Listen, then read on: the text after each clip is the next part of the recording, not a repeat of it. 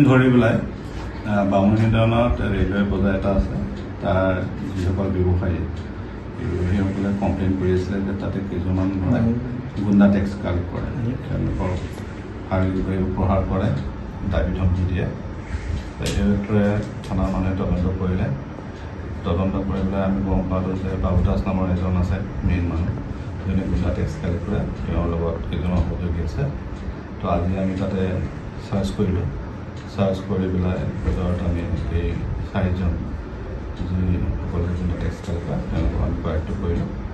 আৰু এইটো মেটাৰত আমি চামিল থানাত কেছ এটা ৰুজু কৰিছোঁ, এক্সটৰ্চন চিটিং কেছ, আৰু তদন্ত কৰাটো আছে।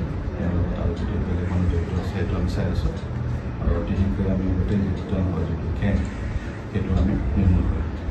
কিমানমান বয়সৰ গোটেইকেইজনৰ এজন এৰাউণ্ড 40 ইয়াৰ্ছ, আৰু তেওঁৰ লগত আছে কিছুমানৰ বয়স বেলেগ বেছিও আছে, বেলেগ বেলেগ মানুহ এংগেজ কৰি আছিলে। এতিয়া আমি গম পাইছোঁ যে দুদিনৰ পৰা এই কাৰ্য সংযুক্ত হৈ আছে। তো আজি আমি কাৰ্য কৰিলোঁ আৰু আমাৰ আৰু বাবু দাসৰ লগত যিকেইজন জড়িত তেওঁলোকৰ বিৰুদ্ধে পূৰ্বৰ পৰা তেনেকুৱা অভিযোগ আছিল নেকি? আগতেও তেনেকুৱা মেইন তেওঁলোকৰ কিংপিন হ'ল বাবু দাস। কিমান দিনৰ পৰা এইটো চলি আছিলে? এতিয়া আমি খবৰ পোৱা মতে যোৱা এমাহমান ধৰি আমি খবৰ পাই আছিলোঁ। তেতিয়া আমি যেতিয়া আমি কনফাৰ্ম হ'লোঁ যে ঘটনাটো হয়, তেতিয়া আমি আজি ব্যৱস্থাটো ল'লোঁ। কিমানমান টকা তেওঁলোকে কালেকশ্যন কৰিছে এতিয়ালৈকে? এতিয়া আমি সোধপোছ কৰি আছোঁ। এতিয়া অধিক তথ্য এতিয়া পোৱাটো অসুবিধা হ'ব।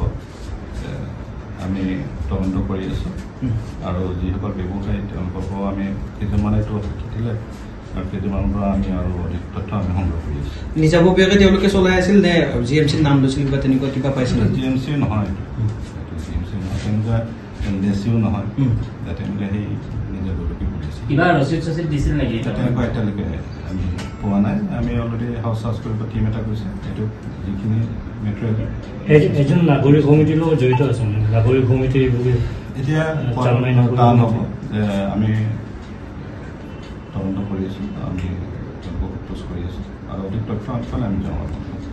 ঠিক আছে।